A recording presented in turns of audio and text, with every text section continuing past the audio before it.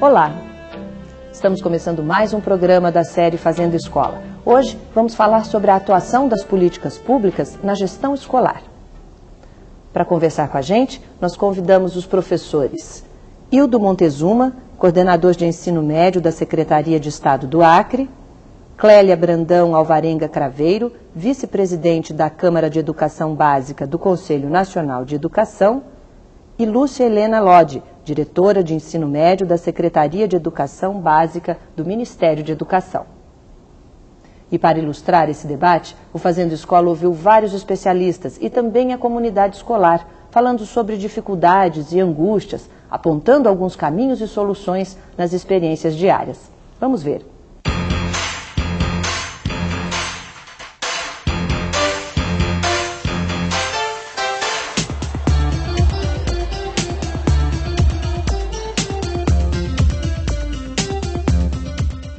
À medida em que a sociedade evolui política e democraticamente, muitos de seus aspectos se reorganizam. É exigida do Estado uma nova postura na condução da sua política e suas ações. A ideia da escola pública como um bem público e a garantia da escola pública para todos e a garantia de que essa escola seja de qualidade e essa uma qualidade socialmente referenciada. Isso é uma grande mudança que nós temos que fazer hoje na visão de qualidade. Um dos obstáculos maiores à implantação da proposta de projeto pedagógico nessa concepção inovadora, participativa, coletiva, de ruptura, de protagonismo, a gente encontra a questão da resistência. Porque o novo dá medo. E o novo implica não repetir o velho. Nós consideramos que ainda existe muitas dificuldades, ainda existe muitas resistências por parte de algumas pessoas que são envolvidas diretamente na escola, mas muita coisa já mudou. Muitos professores já estão se abrindo às inovações, mudando a sua prática pedagógica. Quando nos deparamos com a definição de metas para uma nova educação pública, percebemos avanços e retrocessos. As ações devem promover mudanças a fim de ampliar as relações da escola com a comunidade. Para isso, são exigidos novos comportamentos.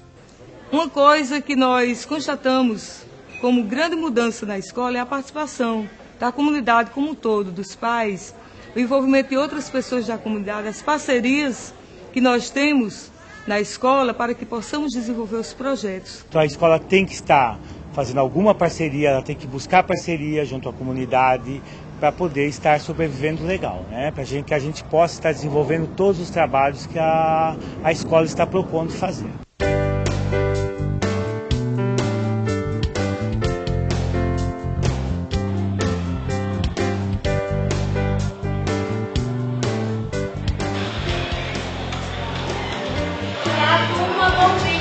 Entre nós, secretaria e a sala de aula, existe um longo espaço. Esse espaço só pode ser preenchido pela ação dos gestores, pela ação dos professores. Então, nós, por meio de discussões internas e discussão com os gestores, com os professores, nós fomos tentando identificar que medidas nós podíamos lançar mão como sistema para buscar criar as condições necessárias para a aprendizagem acontecer satisfatoriamente na sala de aula.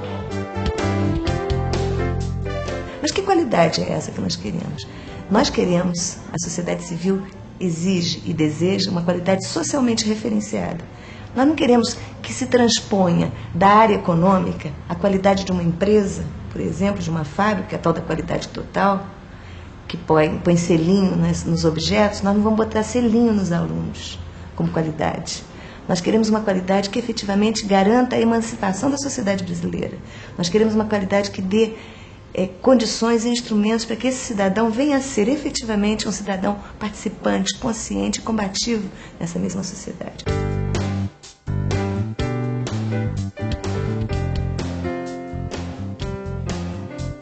Que a escola está hipertrofiada, ou seja, são muitas as funções que nós temos que desempenhar dentro da escola. É uma questão social, é uma questão emocional, é questão cognitivo mesmo, e nós muitas vezes ficamos sem ter como resolver esses problemas. A escola precisa de de muita coisa ainda. E nós, professores, também precisamos ser bastante valorizados também. É investido em muita tecnologia, muito material didático, muita coisa, mas que o humano, o principal, o professor, ele precisa ser valorizado. Porque, veja bem, que com o projeto político-pedagógico, né, uma exigência que os professores se qualificassem, muitos professores daqui se qualificaram, né, mas que até hoje eles não foram valorizados, continuam ainda como se eles tivessem apenas o magistério. A gente não tem supervisor suficiente, a gente falta muita coisa na escola. Não tem psicólogo. Se a gente está com problema em sala de aula com o aluno, com quem é que a gente vai mandar? Vai mandar o aluno sair, vai mandar o aluno para casa? Não pode mandar o aluno para casa. Então, nós professores, a gente tem que ser tudo isso. A gente tem que ser psicólogo, a gente tem que ser pai, a gente tem que ser mãe, a gente tem que ser professor, a gente tem que ser médico. A gente tem que detectar todas as mazelas da sociedade dentro de sala de aula. Os governantes precisam investir mais nesse sentido do trabalho social dentro da escola, ou seja, ter lugar para que outros especialistas possam trabalhar na escola e ajudar o professor. O professor que muitas vezes é apenas um pedagogo ou um especialista, um historiador, tá? Um matemático, e fica difícil de fazer o trabalho como um todo se não tiver o apoio de outros especialistas. Para superar problemas e dificuldades no interior da escola, deve-se ter políticas públicas bem definidas, além da discussão clara e objetiva dos encaminhamentos que a escola, com sua equipe docente e toda a comunidade escolar, deve fazer. Os nossos professores tinham déficit de conhecimento por conta da sua formação inicial, ou mesmo porque muitos deles, alguns, não tinham sequer formação inicial em nível superior. Então nós resolvemos, a partir daí, nós realizamos um programa de formação inicial em convênio com a Universidade Federal do Acre, para os nossos professores que não tinham essa formação. E daí nós resolvemos também realizar cursos de formação continuada para os professores que já tinham feito a sua licenciatura, mas que estavam em descompasso com os avanços da ciência, mas também com relação às novas diretrizes curriculares nacionais, as novas regras do jogo que estavam postas, e esse foi um debate que rendeu muitos frutos.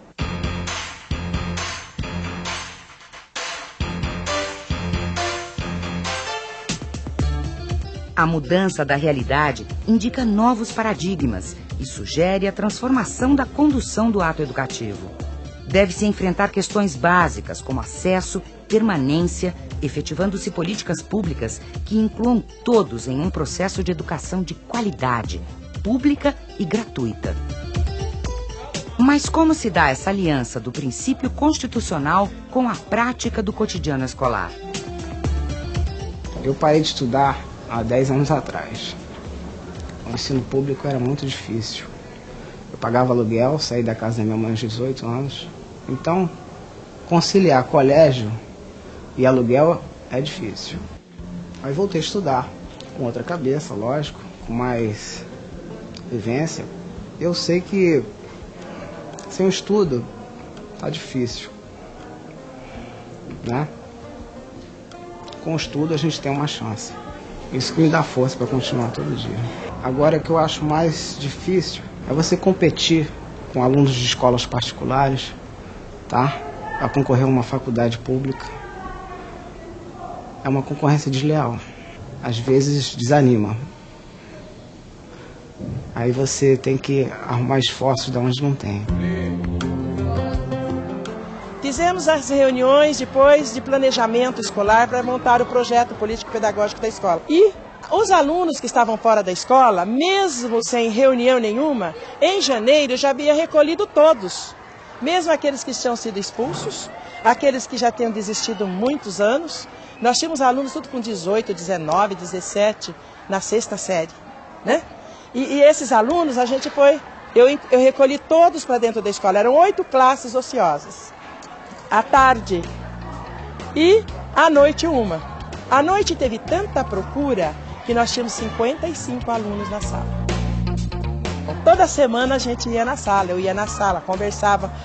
Nós tínhamos muito ex-FEBEM, até hoje a gente tem. E tínhamos até cadeião mesmo, cadeia mesmo. E graças a Deus, essa consciência tranquila, acho que os professores da Escola Renato de Arruda Penteado, eu acho que tem. Porque todos participaram, assim, na recuperação desses jovens, desses adolescentes, que hoje estão no mercado de trabalho trabalhando. Nós buscamos a parceria no município, não só com a prefeitura, mas com as outras empresas da cidade, principalmente para o ensino profissionalizante, o técnico em segurança do trabalho. Então, para que a gente pudesse ter esse curso, nós tivemos que buscar parcerias. O governo ofereceu o prédio, mas a gente só poderia implantá-lo se a gente buscasse parcerias fora. Então, nós conseguimos a parceria com a prefeitura para o pagamento dos funcionários, do professorado. Conseguimos parceria com as empresas Fosfest, Bung, as mineradoras, né, daqui da região e das cidades. Com certeza, nós já temos a condição, estamos formando alunos que, com um pouquinho de contribuição de um e de outro, eles têm condições de ser inseridos no mercado de trabalho, de ser agentes transformadores da sociedade. E uma coisa é interessante, que nós temos que estarmos preocupados com a formação desses alunos, no sentido de formar para a vida, e não formar para amanhã, formar a partir do hoje. Nós temos que viver o presente.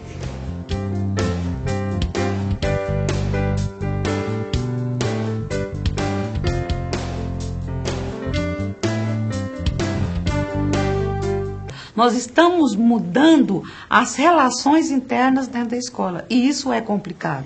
E não somente as relações autoritárias, de punição, de uma avaliação punitiva, frenadora da criatividade do aluno, mas nós temos que romper também com as nossas convicções pedagógicas.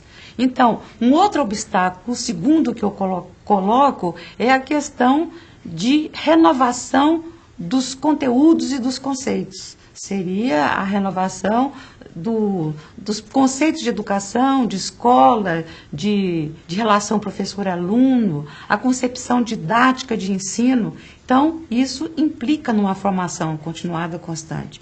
E um projeto pedagógico, ele se move com a formação continuada de professores e funcionários da escola. Para quê? Para que eles ganhem uma segurança para inovar e perder a resistência, e ganhe também uma renovação do ponto de vista conceitual. Eu acho que os professores, os educadores, somente serão educadores se na condição de protagonistas. Uma pessoa que passa um conhecimento burocraticamente, sem vitalidade, como se fosse um conhecimento morto, não está educando os jovens. Eu acho que isso foi uma conquista emancipatória e da liberdade, que é preciosa, e eu acho que é a partir desta conquista que nós podemos lutar para recolocar a escola pública no lugar mais central para a nação brasileira, porque me parece que a maior parte da população, nós temos hoje quase 50 milhões de estudantes no Brasil, estão precisando dessa escola pública.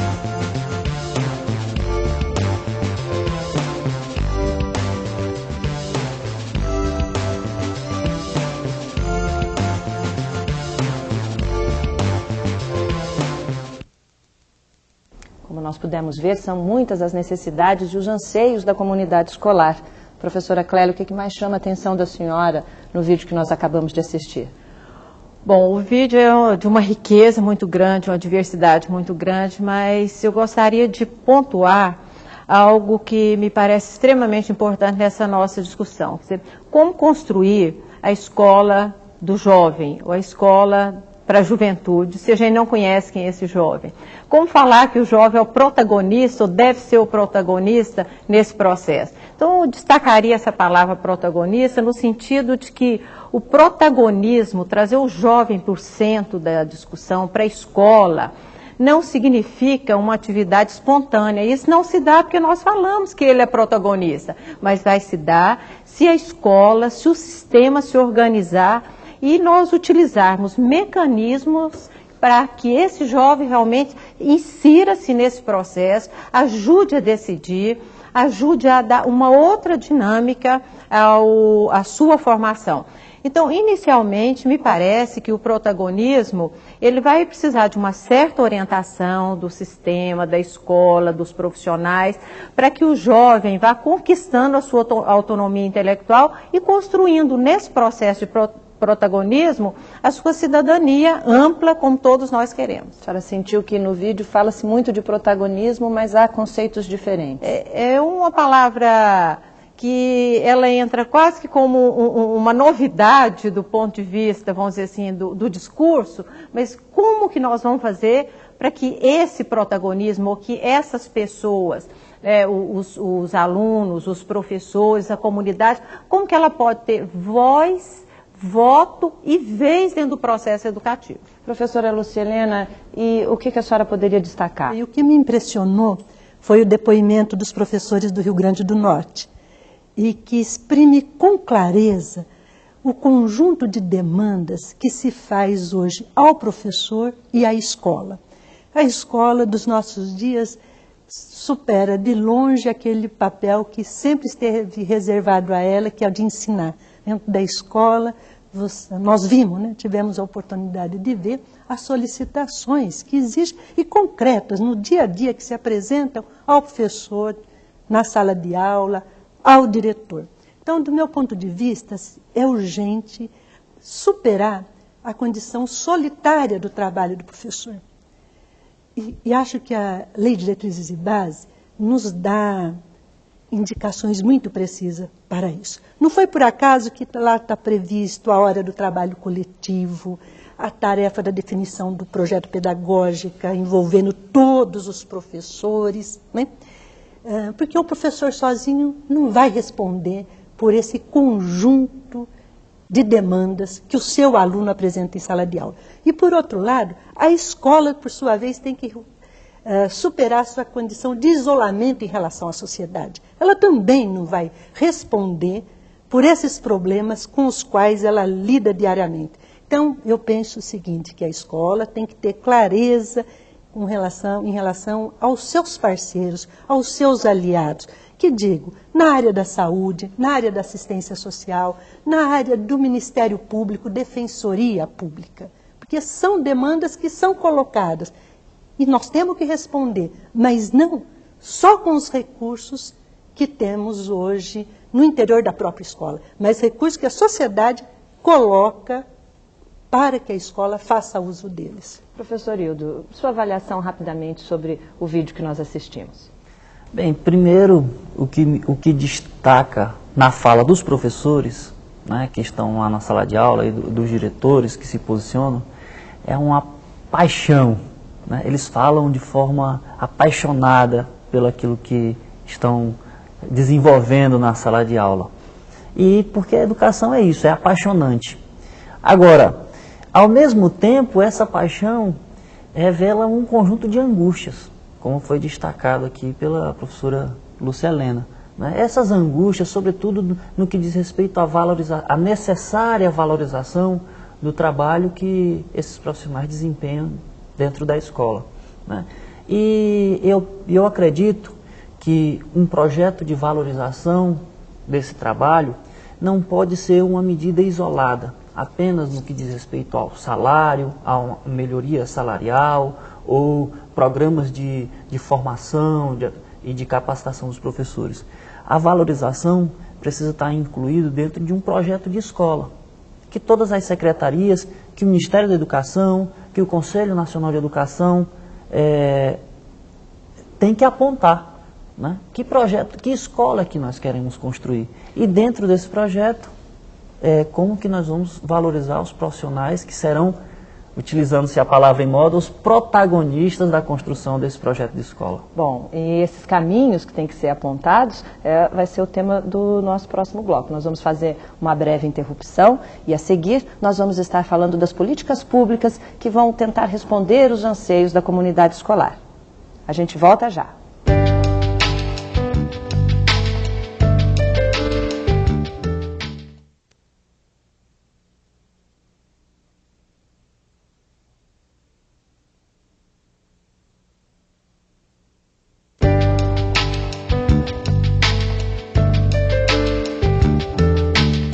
Estamos de volta com o Fazendo Escola. Nossa discussão hoje é sobre as políticas públicas na gestão escolar.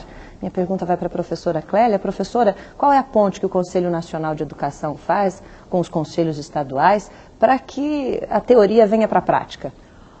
Bom, Maria, é um grande compromisso de todos nós educadores, ou que estamos em determinados pontos estratégicos do governo federal, levar adiante essa política de uma educação do tamanho do Brasil. Precisa de ter não só o sentimento de paixão, que o professor Hildo colocou, mas também um sentimento também de indignação frente às grandes injustiças em relação à exclusão social e à exclusão escolar.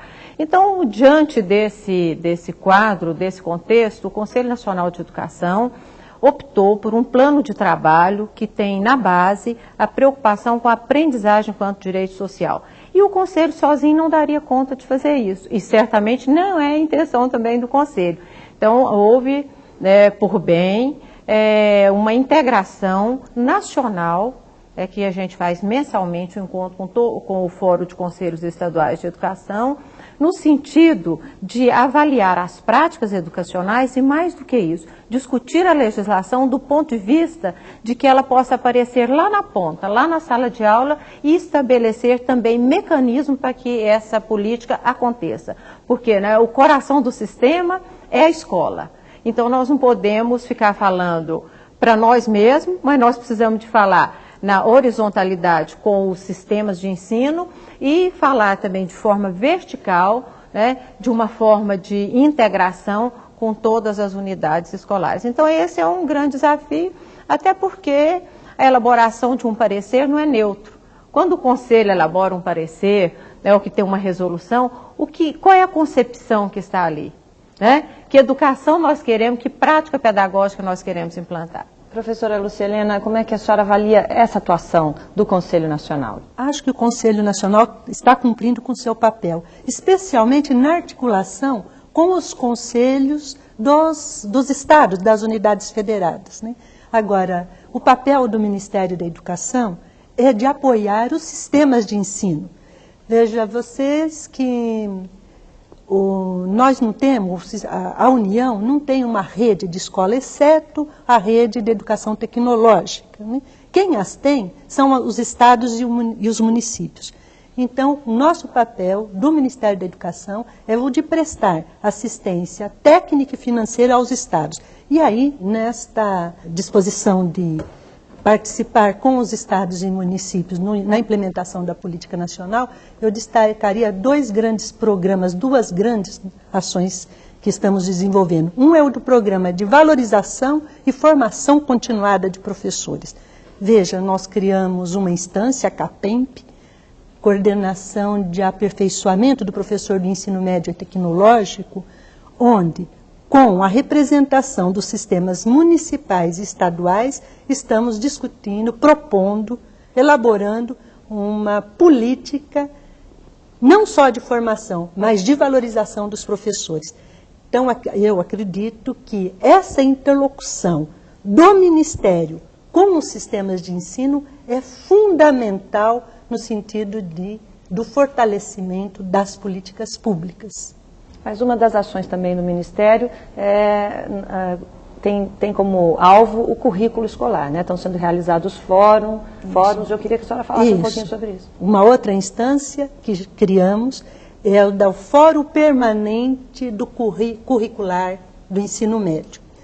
Deste fórum participam os coordenadores do ensino médio e representantes das nossas instituições de ensino superior, que é a agência formadora dos novos quadros para o ensino fundamental e médio. E qual que é o objetivo do fórum? O objetivo do fórum é aprimorar as orientações curriculares existentes e discutir estratégias de implementação. Veja, nós estamos preparando, organizando para, ao longo desse semestre, um seminário que deverá ter como foco as orientações curriculares, ampliar a discussão sobre as atuais orientações curriculares que estão expressas nos parâmetros curriculares nacionais para o ensino médio. Então, deverá acontecer 5 seminários regionais ao longo do mês de outubro e um seminário nacional no início do mês de dezembro, que tem como resultado, ou pelo menos a expectativa em relação ao resultado dessa ampla discussão sobre as atuais orientações curriculares, é a definição, é a busca do avanço, né, em relação às disposições vigentes, mas cuidando também da sua forma de implementação. Professor Hildo, o senhor promoveu uma série de ações no seu estado, o Acre, para implantar uma nova política de educação, para valorizar o professor, mexeu nos salários do professor. Queria que o senhor falasse sobre a sua experiência e como que o senhor conseguiu provocar essas mudanças. Na verdade, essa foi uma ação coletiva, né? Não foi uma ação individual. A primeira coisa que nós que expressa essa vontade coletiva é que no nosso programa de governo existia uma diretriz geral de elevação da qualidade da educação no estado do Acre. Garantir que os nossos alunos aprendessem mais e melhor para resolver os nossos problemas, os problemas da nossa sociedade. E a primeira ação nossa foi definir o que é importante que os nossos alunos do Acre aprendam na atual conjuntura, né? Com os problemas, referenciados nos problemas da sociedade acreana, né? Considerando as diversas culturas, porque nós não podemos falar hoje da cultura acreana ou da cultura brasileira. Nós temos que falar das diversas culturas que compõem os estados e, no nosso caso, né, que compõem o nosso estado, né? Considerando a diversidade, né, que existe no nosso povo. Então, nós estabelecemos que a principal meta era construir um projeto de escola. E dentro desse projeto de escola, definir responsabilidades. E ao definir responsabilidades, você também tem que definir direitos, condições de trabalho, condições de vida. Então, o principal debate, o debate impulsionador das mudanças que ocorreram na educação no nosso estado, foi o debate do currículo. E condicionado a serviço desse currículo, nós tivemos que travar outras discussões. Entre elas, a questão da valorização dos trabalhadores em educação, né? A questão do estabelecimento de metas. Foi feito um aumento de salário?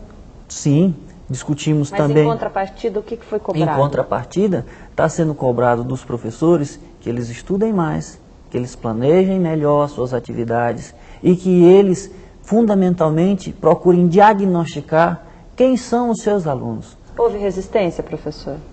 Houve resistência no processo de discussão, porque como essa não é uma metodologia, digamos assim, não existe uma cultura dessa metodologia de trabalho, algumas pessoas não entenderam direito o que se estava querendo fazer. Então a resistência se colocou no processo de discussão. E nesse processo de discussão e de implementação desse projeto de escola, essas resistências estão sendo vencidas naturalmente.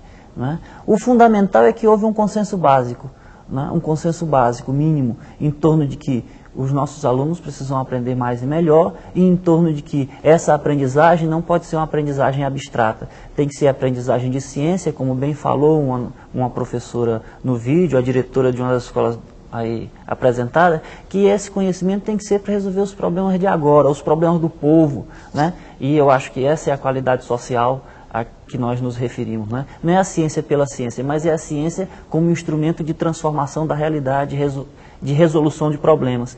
Mas o professor só pode fazer essa abordagem contextualizada se ele conhecer a realidade social em que a escola está inserida, se ele conhecer a realidade e os problemas que vivem os alunos a quem essa escola atende. Agora, então, tudo isso... esse processo diagnóstico é o ponto de referência, né, que a escola precisa fazer, e isso que nós pedimos. Foi isso que no processo de discussão de salário, nós dissemos, olha, não dá para ter um salário melhor sem que essas tarefas básicas sejam cumpridas pela escola. Diagnosticar quem são os seus alunos, estabelecer um currículo efetivo para os problemas desses alunos e garantir que esses alunos aprendam aprendam conhecimento científico. Então, esse é o básico. Então, discutido isso dentro desse contexto, nós, então... Qual foi o resultado que vocês conseguiram depois de 4 anos, né, de trabalho? Bom, os resultados é que, nas avaliações do SAEB, né, do Sistema de Avaliação da Educação Básica Brasileira, quando nós chegamos na Secretaria em 99, o Acre figurava como um dos piores estados da federação em termos de proficiência da aprendizagem. Nós disputávamos as últimas colocações. E na avaliação que ocorreu agora em 2003, o Acre foi o estado que mais subiu do ponto de vista da aprendizagem. Nós subimos 16,1 pontos percentuais comparado com a penúltima avaliação. E nos colocamos hoje em proficiência de língua portuguesa e matemática no patamar da média nacional e no caso da matemática especificamente, nós estamos acima da média nacional. Isso certamente é resultado desse processo de discussão, de todas essas mudanças que foram feitas, dialogadas com a comunidade, com os professores e com a sociedade no seu conjunto. Eu gostaria que vocês avaliassem o trabalho que foi feito no Acre, as professoras. Diga, professora Lúcia. Esse resultado, esse crescimento, esse salto é particularmente expressivo. Isso por quê? Porque nós sabemos que as mudanças em educação, elas demoram para produzir o resultado esperado. Então, não foi pouca coisa o que o Estado do Acre conseguiu. Mas eu gostaria que o Wildo pudesse nos dar alguma informação, na avaliação dele, se ele consegue identificar, já no estado do Acre, uma mudança no padrão de organização do trabalho da escola. Porque nós sabemos muito que a gente precisa, nós conhecemos o que é preciso que seja feito, não é? Mas, como foi apontado por uma das professoras, a questão da resistência é muito forte quando se trata de mudança da cultura escolar. Né? Se ele consegue identificar no conjunto dos seus professores, ou como a escola está organizada no estado do Acre, mudança na sua organização nesses últimos anos. Certamente, nós temos identificado... E por incrível que possa parecer, as mudanças são naquilo que é mais simples. Eu estava, antes de iniciar o programa, lembrando do Renato Russo, onde ele tem na música Índios uma frase que eu acho belíssima. Ele diz, quem me dera pelo menos uma vez que o mais simples fosse visto como o mais importante. Eu penso que a principal mudança no comportamento, digamos assim, da cultura escolar, foi que nossos professores, os nossos gestores, os nossos diretores estão identificando o seguinte: não adianta a gente querer discutir um monte de coisa, um monte de novidade, se a gente não está conseguindo garantir o feijão com arroz. Se a gente o cotidiano. O cotidiano, se a gente não está conseguindo garantir que os nossos professores planejem, que os nossos professores avaliem, que os nossos professores façam um diagnóstico dos seus alunos. Isso que é simples, que é básico, nós estamos conseguindo que as nossas escolas realizem. Professora Clélia vai fazer uma complementação. Professora. Eu quero chamar a atenção, Hildo, para essa fase do planejamento que você citou, o diagnóstico.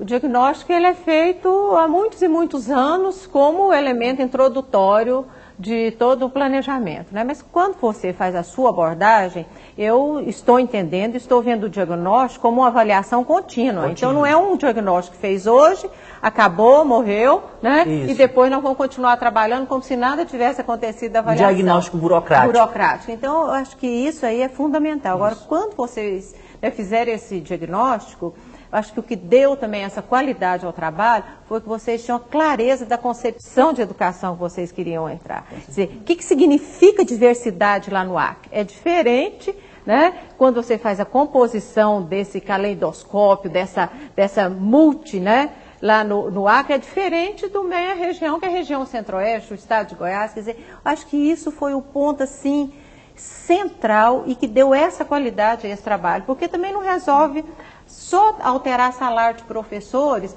se nessa alteração dos salários, que é necessária, é bem-vinda, é necessária, sempre, a gente não tiver clareza qual é o projeto que nós queremos construir. Nós temos um projeto nacional, né, de escola que está ligado a um tipo de desenvolvimento de país também que nós queremos, mas nós temos um projeto que é regional. Eu falo que quem não tem o pé fincado na realidade não dá conta de lidar com a globalidade. Então, acho que o projeto seu, né, acerta direitinho isso aí, quer dizer, qual é o nosso regional para que a gente discuta o que é planetário, o que é transnacional.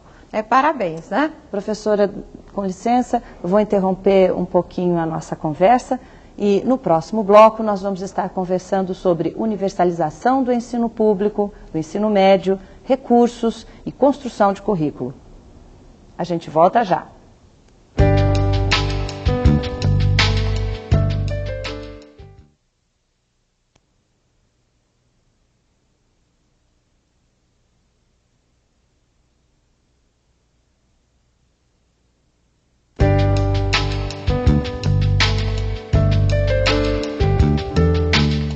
Estamos de volta com o Fazendo Escola. Hoje a nossa discussão é sobre políticas públicas e eu gostaria de conversar um pouquinho agora sobre universalização do ensino médio. Professora, o que é a universalização do ensino médio e como é que se viabiliza isso? Precisa de dinheiro, né? Muito. Maria, eu iniciaria destacando que o ensino médio hoje vive uma dura realidade em termos da sua oferta. Veja você que menos de 40% dos jovens na faixa etária de 15 a 17 anos estão frequentando o ensino médio. Isso aliado à seguinte informação, de 4 a 5 milhões de jovens nessa faixa etária estão fora da escola. Então, nós temos uma dura realidade para cumprir o que prevê o Plano Nacional de Educação aprovado em 2001, que é de assegurar a progressiva universalização do ensino médio. Bem, o Ministério da Educação tomou iniciativa nesse campo, porque, antes de tudo, é preciso providenciar um outro padrão de financiamento para a educação básica. E o ensino médio é a última etapa da educação básica. Então, é recente o envio pelo Ministro da Educação de um projeto de lei que altera o atual mecanismo de financiamento do ensino fundamental e propõe a instituição do Fundeb, que seria um mecanismo que asseguraria não só a progressiva universalização do ensino médio, digo progressiva, porque certamente nós não conseguiremos alcançar essa meta num curto espaço de tempo. De imediato, não é? De imediato, né? Então, asseguraria a progressiva universalização do ensino médio, bem como criaria condições para o atendimento da primeira etapa da educação básica, que é a educação infantil. São as duas pontas que estão com problemas evidentes do ponto de vista da sua oferta. Então, está para a sociedade a discussão do projeto de lei que institui o Fundeb, já encaminhado pelo senhor Ministro da Educação à Casa Civil. E o que a senhora ressaltaria nesse projeto de lei, né, que é interessante, que pode realmente viabilizar aquilo que se propõe, que é ter mais vagas, né, no ensino médio? Isso, no ensino médio e prover a educação infantil, que hoje é dos municípios. É, né? verdade. Ele é um instrumento positivo na medida em que ele assegura uma distribuição equitativa em termos nacionais. A educação nacional, o Sistema Nacional de Educação não se constituirá, não será fortalecido se não houver mecanismo que assegure, que contemple recursos para todas as unidades da federação. Então, ele é, sobretudo, um mecanismo redistributivo de recursos. E é isso que é preciso providenciar. Nosso país ele é extremamente desigual. Diferente, bem-vinda a diferença. Né? Vamos preservar a identidade cultural, regional das diferentes partes que compõem o Estado Nacional, né? Das diferentes regiões que compõem o Estado Nacional. Agora, um problema a ser enfrentado e combatido é o da desigualdade. Isso ainda marca o país como um todo. Então, este mecanismo, a sua característica que eu destacaria é o fato de ser redistributivo do ponto de vista dos recursos. Professor, sim, professor. Mas eu vejo que ao lado, né, junto com essa preocupação que a professora Lúcia Helena nos apresenta com tanta clareza, nós temos hoje um dado extremamente positivo, que é o decreto 51/54, que transforma, supera aquela dualidade do ensino médio, né, entre o ensino que era para preparar para o trabalho e o ensino que era para preparar para continuar estudando. Como dizia quando a gente estudava estrutura e funcionamento do ensino, escola dos pobres e escola dos ricos. Quer dizer que, ao lado, né, dessa dificuldade de financiamento, nós temos hoje uma legislação que apoia um outro tipo de formação. Então, acho que esse, né, Lucilena, acho que isso é um grande trunfo do ponto de vista da qualidade do ensino para a formação nesse nível médio, né? Então, acho que isso é extremamente importante. É um ponto muito positivo que nós podemos lidar com ele agora, até para requerer que esse financiamento seja revisto de uma forma efetiva. E que os professores têm que ter conhecimento, né, de todos esses instrumentos que eles têm na mão, até para pressionar e para reivindicar, não é? O ensino médio está dentro da educação básica, quer dizer, isso é uma conquista, que não é uma conquista da legislação, é uma conquista da cidadania, da pressão, é uma conquista da reivindicação da população. Isso é extremamente importante. Maria, a professora Clélia lembrou um aspecto importante, que é também esse decreto que ela mencionou, promulgado no final do mês de julho, e se constituirá num dos itens de pauta deste grande evento que estamos organizando, da discussão regional. Acontecerão 5 seminários regionais, vamos discutir a identidade do ensino médio. Quando discutimos as diretrizes curriculares para o ensino médio, na verdade nós estamos buscando o fortalecimento da identidade do ensino médio, e onde esse decreto recém-promulgado deverá se constituir num item de pauta. Agora está lançado o desafio, pela sua implementação. O decreto é a disposição no sentido de articular, em termos de ensino médio, a educação geral e a formação para o trabalho. Que é agora é implementar. Agora é buscar sua implementação. Um dos pontos muito polêmicos na história da educação brasileira, né? Então, estamos agora prestes a iniciar um processo de implementação que vise articular esses 2 componentes da formação dos nossos jovens. E falando de currículo, eu gostaria de aprofundar um pouco isso. O currículo, na sua avaliação, professor, seria, como a professora Clélia até colocou aqui, o coração de todo esse projeto de gestão democrática? É isso mesmo. Eu penso que essa discussão, fazendo aqui a ligação com o debate a respeito do financiamento da educação, quando da instalação do Fórum Curricular Permanente, proposto pelo Ministério da Educação, através da sua Secretaria de Educação Básica, nós tivemos que travar esse debate. Qual é o caráter desse fórum? É um fórum para discutir currículo ou é um fórum para discutir financiamento? Esse é um fórum para discutir currículo, porque é o currículo que vai determinar o tamanho do financiamento que nós vamos precisar para implementar esse currículo. E as secretarias dos estados têm que ter isso claro, né, professor? Claro. Essa compreensão de que o currículo é algo que extrapola a sala de aula, né, que ele se esparrama pela sociedade, e aí nós vamos ter que discutir qual é o financiamento necessário, qual é a integração da educação básica com a educação superior. Não dá para fazer isso mais separado. É fundamental que os estados estejam discutindo, mas ao mesmo tempo que essa discussão chega também aos municípios, porque muitas vezes nós costumamos dizer que a vida se dá na cidade, no município, não é no estado, né? Mas muitas vezes demora a discussão chegar do ponto de vista não só conceitual, mas do ponto de vista prático mesmo. Senhora Clélia, essa é a dificuldade. Nosso país é muito grande. Então, veja, quando falamos em termos de ensino... 5 mil municípios, 180 mil escolas no ensino fundamental, mais de 16 mil escolas no ensino médio.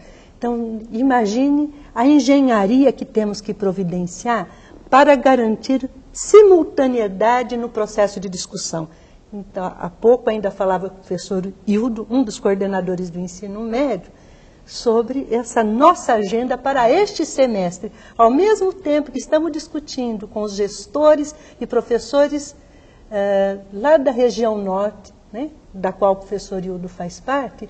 Não pode demorar muito para que a discussão aconteça no centro-oeste. Não cria um abismo, né? Isso. Com certeza. Então, é uma engenharia de grande monta, mas nós estamos perseguindo isso. Eu penso que esse é o fundamental papel das estruturas governamentais, né? É estar pensando os problemas, pensando as políticas para a resolução desses problemas, mas sem esquecer de um elemento, do diálogo com o povo, né? Do diálogo com os professores, com a sociedade civil organizada. Esse é um elemento fundamental, não é de menor importância, porque se nós tivermos a política correta, mas o povo não entender essa política, os protagonistas, né, resgatando a palavra em moda, não entenderem as finalidades dessa política, ela vai ser um elemento burocrático. Vai se perder como mais um projeto muito bom, mas que vai ser engavetado, porque é o povo que precisa abraçar esse projeto de mudança da nossa escola, né? Da construção de uma escola referenciada na sociedade, né? Foi mais ou menos esse o percurso que vocês percorreram, né, no Acre, né? Com certeza. Quer dizer, o diálogo, a conversa. E eu me sinto extremamente à vontade, porque eu acredito que esse caminho que a coordenação de ensino médio, né, do Ministério da Educação, a direção de ensino médio do Ministério da Educação está procurando adotar com a instalação desse Fórum Nacional Permanente, esse Fórum Curricular Permanente, e com essa agenda de trabalho, de discussão com os gestores e também com os professores, né, professora? Nós conversamos ainda há pouco que é importante não apenas ter as equipes dos estados, mas os conselhos estaduais de educação, os professores, os diretores de escolas presentes nesses fóruns regionais, onde nós vamos, digamos assim, poder lapidar essa política nacional desse ensino médio que a gente quer construir no nosso país. E essa seria também a forma ideal para responder os anseios que nós vimos, né, que são dos professores, dos gestores, da comunidade escolar. Correto. Essa é a resposta que os donos, as pessoas, os protagonistas da política pública podem dar à comunidade escolar? Os responsáveis, né? Donos não, os responsáveis enquanto membro de equipe que compõe o Ministério da Educação. Nós, como ressaltou o professor Hildo, não conseguimos imaginar de outra forma senão através de uma interlocução efetiva com os gestores, professores. Devemos prever também a participação dos estudantes. Os estudantes precisam ser ouvidos. Ainda há pouco, tomava conhecimento de uma matéria publicada pela grande mídia, onde os alunos do ensino médio revelavam perplexidade diante do conhecimento que eles estão adquirindo na escola. Perplexidade, né? Em que sentido? Para que serve? O que é que eu faço com isso? Então, é uma área de tensionamento. A ruptura, então, ela vai se dar se a gente mudar essa lógica da escola. Né? Que foi uma escola que foi idealizada para poucos, e agora chegando, né, todas as classes, vamos assim, né, dizer, dentro da escola, a escola ficou sem saber como que ela lida com isso. E falei, esse aluno é fraco. Não é que o aluno seja fraco, esse é outro aluno, não é aquele aluno que chegava há 10 anos atrás. Então, o perfil do aluno, a discussão sobre o aluno, se dá juntamente com a discussão do perfil do professor, né, que também não é aquele professor que vinha há 10 anos atrás. Muitos vinham por vocação, eu tenho vocação para ser professor. Hoje, há que se profissionalizar, né, o trabalho do professor. Isso é fundamental, né, para que a qualidade aconteça de forma qualificada do ponto de vista social, técnico, político, científico. Então, acho que isso, né, essa ruptura, não se dá apenas constituindo apenas outros fóruns na escola, mas romper essa lógica que foi uma lógica que veio e deu um tipo de organização à escola. Aquele que ouve, aquele que fala, aquele que ensina, aquele que aprende, aquele que administra e aquele que obedece. Quer dizer, isso é preciso, né, essa dualidade também precisa ser mudada urgentemente para que a ruptura aconteça. É um modelo que não funciona mais, professora? A sociedade mudou, né? Certamente, o nosso modo de vida hoje é diferente dos meus pais, dos meus avós, né? E acho que a escola não acompanhou devidamente essas mudanças. E as mudanças hoje acontecem num ritmo também muito distinto do que acontecia alguns anos atrás. Então, sim, é preciso ter a intencionalidade da revisão do padrão atual de organização. E penso que alguns instrumentos já estão acenados para isso. Eu acho que a nossa Lei de Diretrizes e Bases já nos dá alguns caminhos, né? Dá alguns caminhos, aprovada há 10 anos, né? Quase 10 anos. Ainda assim, a discussão encetada naquele momento, ela é reveladora dos tempos, dos novos tempos que se anunciavam, né? Então, o que eu comecei iniciando a minha fala neste programa, destacando, é preciso, na revisão desse padrão, romper com o trabalho solitário do professor. Professor algum vai conseguir dar cabo da sua tarefa se for só ele. É um trabalho de equipe. Coletivo. E a relação da escola com a sua comunidade deve ser pautada sob uma nova ótica também. Eu só queria destacar um elemento, que é o elemento da perplexidade dos alunos, né? Para que serve? Essa pergunta é um sintoma de que nós não estamos conseguindo mais cumprir com os nossos propósitos, de difundir uma ciência que seja uma ciência para resolver os problemas da vida das pessoas, né? E nesse aspecto, quando uma das pessoas no vídeo falou de uma escola socialmente referenciada, eu acredito que é referenciada nos elementos do trabalho. O trabalho não na visão mercadológica, mas o trabalho como produtor de cultura, portanto, de conhecimento. E aí a nossa escola distancia o conhecimento científico da sua aplicação no mundo do trabalho, né? Na ação humana, o trabalho entendido como ação humana de transformação na natureza. Então esse elemento que nós precisamos resgatar, porque isso é que dá sentido à ciência e é esse sentido que os nossos alunos não estão conseguindo ver no saber escolar. Essa perplexidade deve-se a isso. Então, a construção do currículo tem que considerar esse elemento fundamental. E as diretrizes curriculares que foram aprovadas em 1998, né, no Conselho Nacional de Educação, elas dão exatamente encaminham exatamente para esse entendimento, né, da relação entre o mundo do trabalho, a construção da cidadania, que o conteúdo na escola não tem finalidade nele mesmo, que as competências precisam de entrar urgentemente enquanto instrumento de formação para essa cidadania. Então nós temos sim políticas públicas que dão essa direção. Agora é preciso que haja esse diálogo permanente. E quando a gente fala em diálogo, eu suponho mais do que ouvir as pessoas, né, mais do que isso, é ouvir e entender o que elas falaram e levar em consideração também o que elas falaram e tomar decisão a partir daí, né? Então vejo que há hoje vamos dizer assim, um concerto, né? Um concerto extremamente interessante entre os conselhos estaduais, entre o Conselho Nacional, os conselhos municipais, o MEC, e talvez essa melodia que vai sair agora seja muito mais bonita e muito mais agradável aos ouvidos da juventude e da sociedade como um todo. Harmônica. Tomara que sim.